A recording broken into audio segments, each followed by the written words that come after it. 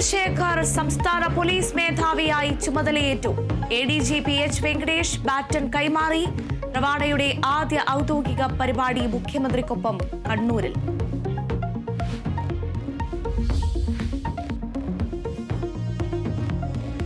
Medical കോളേജുകളിൽ അടിസ്ഥാന സൗകര്യങ്ങളില്ലെന്ന് ആരോപിച്ച കോൺഗ്രസിന്റെ സംസ്ഥാനതല പ്രതിഷേധം ഇന്ന്. സർക്കാർ മെഡിക്കൽ കോളേജിലേക്ക് മാർച്ച് നടത്തും. AICC സെക്രട്ടറി KC വേണുഗോപാൽ കണ്ണൂരിലും പ്രതിപക്ഷ നേതാവ് VD സതീശൻ കൊച്ചിയിലും പങ്കെടുക്കും.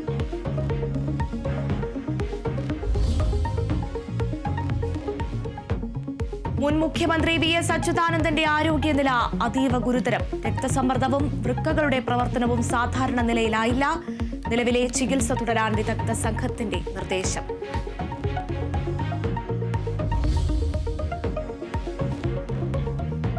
ട്രെയിൻ നിരക്ക് വർധന ഇന്നു മുതൽ പ്രാബല്യത്തിൽ. AC കോച്ചുകളിൽ കിലോമീറ്ററിന് 2 പൈസ വർദ്ധിക്കും. സെക്കൻഡ് ക്ലാസ് ടിക്കറ്റുകൾക്ക് 1 പൈസയും വർദ്ധിക്കും. non-AC ടിക്കറ്റുകൾക്ക് 500 കിലോമീറ്റർ വരെ വർധനയില്ല. പുതുക്കിയ നിരക്ക് വന്ദേ ഭാരതിനടക്കം ബാധകം. തത്കാൽ ട്രെയിൻ ടിക്കറ്റ് ബുക്കിംഗുകൾക്ക് ഇനി മുതൽ ആധാറും നിർബന്ധം.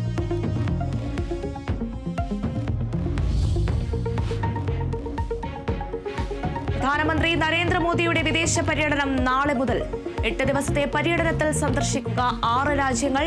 ആദ്യ യാത്ര ഘാനയിലേക്ക്. ഒരു ഇന്ത്യൻ പ്രധാനമന്ത്രി ഘാനയിലെത്തുന്നത് 30 വർഷങ്ങൾക്ക് ശേഷം.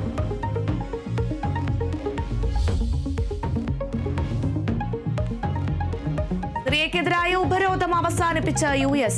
സാമ്പത്തിക വ്യാപാര ഉപരോധങ്ങൾ പിൻവലിച്ച പ്രസിഡന്റ് ഡൊണാൾഡ് ട്രംപിന്റെ ഉത്തരവ്. മുൻ പ്രസിഡന്റ് ബാഷർ അൽ അസദിനുള്ള ഉപരോധം തുടരും.